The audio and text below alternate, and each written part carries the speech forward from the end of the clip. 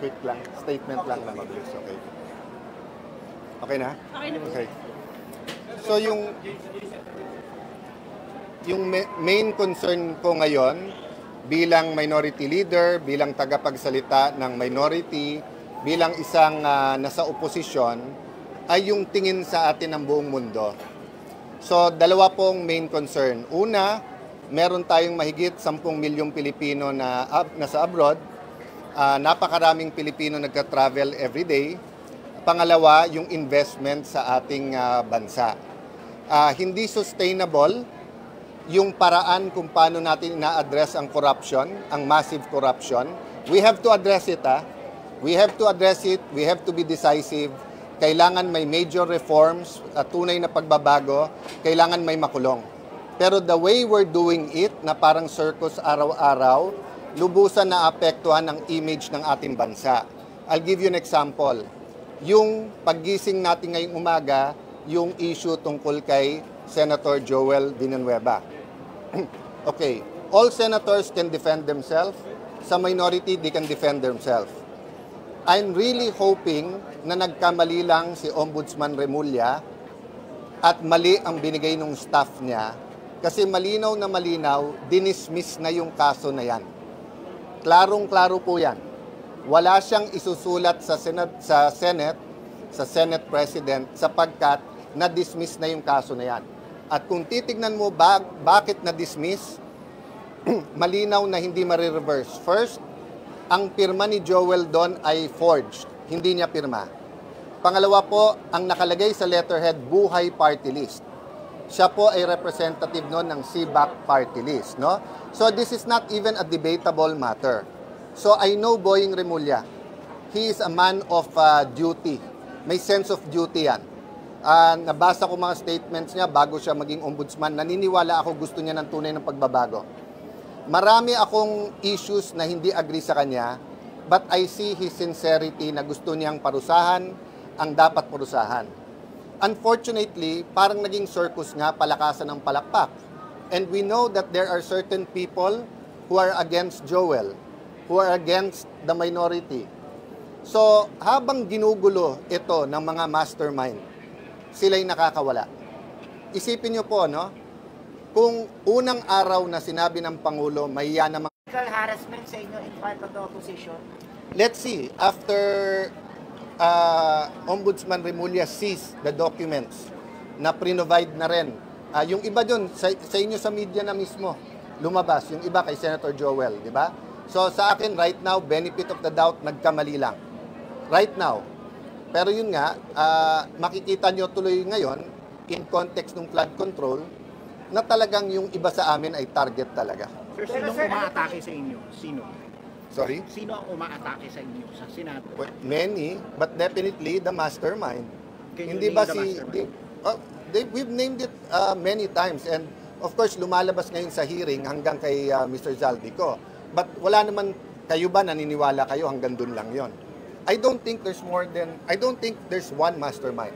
I think it is a group of people who came together, maybe stumbling into it. Yung latest ko narinig is that nalulun sa sugal sila Bryce at kailangan nila ng pera. So wala naman sa usapan Ghost, napunta sa Ghost, nagustuhan nila, natuto, in-export din nila sa ibang district engineer. That can be true or not. But until now, I have not heard from the DPWH, from the ICI, DOJ, or Ombudsman a working theory. Napaka-importante sa kahit anong investigasyon ng krimen, ano yung kwento, ano yung narrative, ano yung working theory. Kasi doon mo makikita yung motibo, di ba? And obviously, RG, we have some people in our minds, but we'd rather the evidence speak for it. Hindi ako naniniwala doon sa mag-name ka muna to follow yung ebidensya. Doon ako sa lumabas muna yung ebidensya, tapos alam na natin kung sino. Diba? So all throughout, yung kay President Erap, kay President GMA, yung yung mga investigasyon in the past, di ba? Nauna muna yung ebidensya, saka kami nagsalita. So yun lang pakiusap namin na ituloy-tuloy natin yung investigasyon na to, pero wag tayong payag na ma-distract. Kung sana pending yung kaso at saka dapat siyang alisin, kahit member siya ng minority, kahit sino man siya, di ba? Kahit Senate President siya.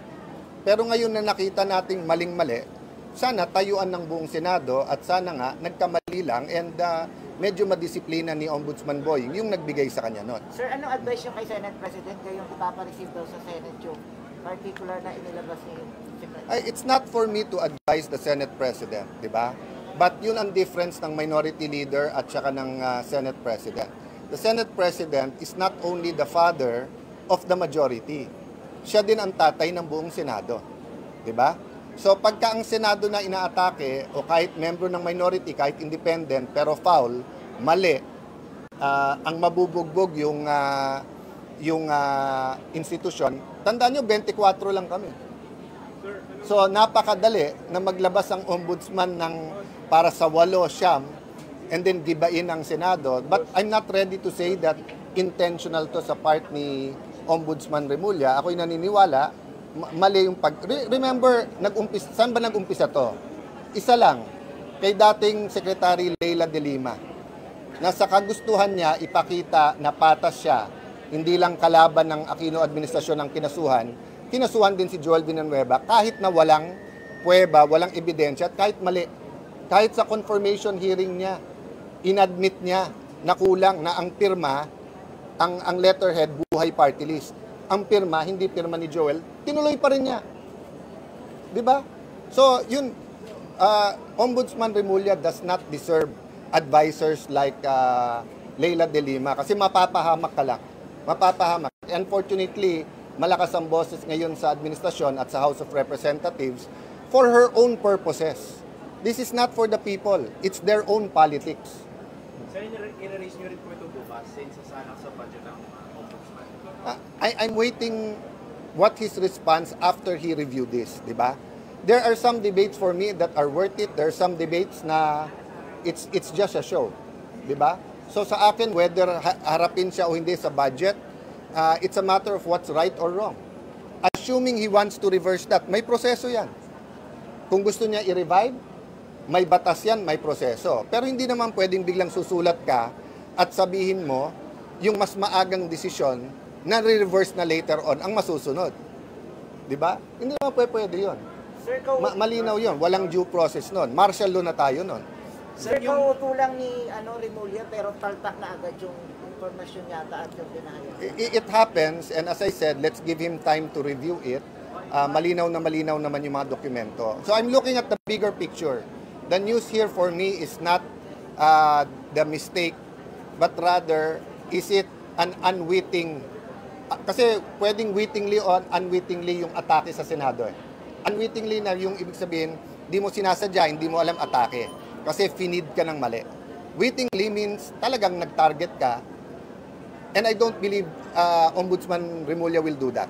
I think his heart is in the right place, pero napakaraming boses. Remember, no? Bawat distrito na may project ang 15 contractor na to, nagtuturuan na yan. Kasi may politika dyan eh. May naglalaban na mayor dyan, may naglalaban na governor dyan, may naglalaban na congressman dyan. Di ba? Sa national, ganun din. Bawat gawin ng pink, galit DDS, galit yung Marcos, galit. So, iba-iba na kampihan ngayon. But yun nga ang point ko po, di ba? When does politics give way? First, bansa na natin tinatamahan eh. Mga Pilipino, pag nagta-travel, kinakansyawan na korrupt kayo eh. Bilangin nyo ha, duda ko walang 10,000 taong involved dito eh. Sama mo na lahat ng DPWH, sama mo na buong Kongreso, sama mo na ilang kabinete. Baka 3,000, 5,000 ang pinag-uusapan sa corruption. 110 million Filipinos tayo. Deserving ba na sa ibang bansa? Tawagin buong Pilipinas, buong Pilipino na corrupt? Kaya nga ini-expose eh, di ba? Sa atin, sa local, naiintindihan natin yan. Naiintindihan natin na hinahabol natin corrupt. Pero sa abroad, hindi eh. Kasi nga, it's being handled like a circus. No? Even in the Senate. That's why lagyan natin ng konting ayos. Di ba? Let's not think that we can do anything and bahala na yung consequences. Lahat ng action natin may consequences. Pwede ako magwala dito ngayon. Pwedeng ko ano-ano sabihin ko. Pwedeng ilabas ko kung sino tingin ko mga mastermind. It won't be helpful if it's just part of the circus. So, sir, yung ano po? Lang po, gusto niyo po na yung mag-investiga sa We have to find a way na mas mabilis ang investigasyon, mas mabilis yung pagkaso, at hindi tayo ma-distract. So, kung kinasuhan ka agad, si Alcantara, si Yusek, si Bryce, si JP, etc. Kinasuhan ka agad kasi ghost eh. Ano pang hahanapin mo? Ghost. Tapos nakapag apid-apid yan one time, malinaw. Eh ngayon tuwing hearing, pabago-bago eh. Di ba? So, ang problema sa ICI, sila mismo nagsabi, kulang kami sa power. Pero pati sila na pagbibintangan na anong direksyon nyo. At kasi, sino ba nagbibigay sa kanya ng dokumento? Aside from yung mga gumawa nito, DOJ, DPWH, Office of the Ombudsman. Di ba? So, wala rin tayong tagabantay doon. What's your comment po na ina-live na yung hearing sa ICI? Very good. Thank you ICI na nakinig kayo. 'Di ba? And thank you na kayo mismo nagsasabing you need more powers. But sa akin din, let us bulletproof them in terms of yung faith ng tao. And the way to bulletproof, magsama ng ilang religious leaders, magsama ng isang oposisyon, then make them independent. Sa US, pag independent prosecutor ka, ang pera mo at gagawin mo, independent ka talaga. Hindi depende yan sa administrasyon. So there's much more we can do. In fact, ang bill na yan kay Senator Soto, kay SP, yung na-legislate yung ICI. But definitely it has to be faster and kailangan bullseye, kailangan focus tayo. Dapat ba sir may contempt power na yung ICI? No doubt. No doubt. Isipin mo ang Senado mag-hearing walang contempt power. Di walang pumansin. Buti na lang sa galit ng tao, sumusunod sa ICI. Ang problema nga, nililigaw. Ako, it's clear to me na ang Oplan lahat ngayon, Oplan, nung una, Oplan ligaw. Nililigawan yung mga witness na wag kumanta, wag ganyan. Ngayon, ang Oplan na iligaw. Iligaw kung outside kung sino yung mga most guilty dito. Since si former Senator Trillanes nag-file ng plunder case against Senator Bongo and former President Duterte, your opinion on that, Sen? Yeah. You know my opinion about the different people, etc. People who lie can tell the truth. People who tell the truth can lie. So the document and the evidence will speak for itself. I'm confident Bongo can defend himself. Diba? So yun ang proseso. So if anyone has anything against anyone, i-file nyo. Diba? Yun ang tamang proseso. Pero yun nga, sinasabi ko, whether witnesses dito ligawan, nililigaw,